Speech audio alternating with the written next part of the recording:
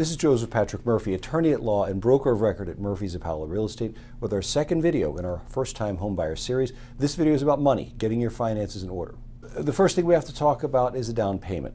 Okay, I suggest that you have cash on hand roughly equal to about 8% of the purchase price. So if you want to buy a $100,000 house, you ought to have $8,000 cash on hand. If you want to buy a $200,000 house, $16,000, and so on. Your typical down payment is 0 to 20%. Some people put a lot down, some people put as little as possible down. There's different theories on that. You can see other videos, other channels.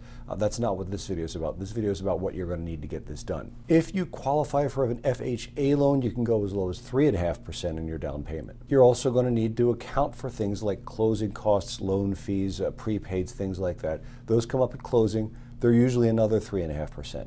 3.5 plus 3.5 is 7, and that's why I recommend 8. You'll have a little bit left over for surprises.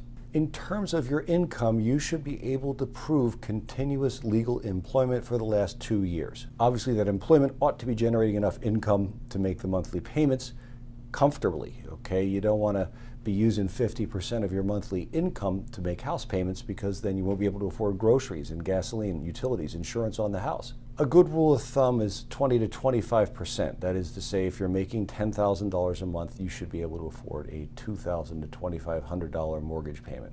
Once you go beyond 25% of your monthly income, lenders start to get nervous. The third thing you have to think about in the money part of buying a house is your credit score.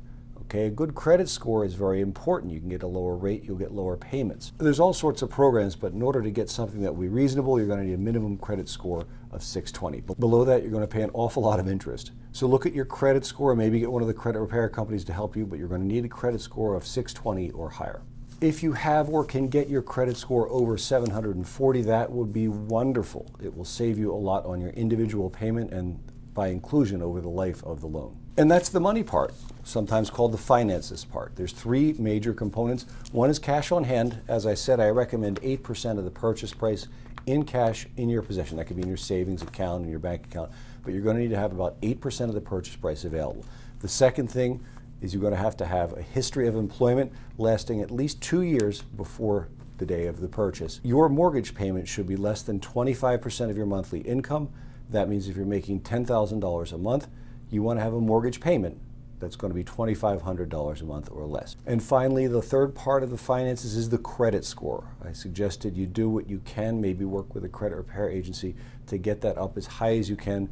At a minimum, you want it to be over 620. Below that number, you're going to pay a lot in interest for the money you're borrowing. If you can get it over 740, you're in the promised land, and they'll be competing for your business, so that would also be nice if you have or can get your score over 740.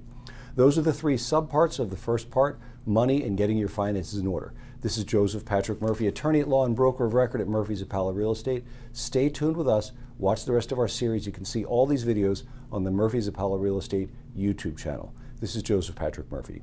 Thank you for watching.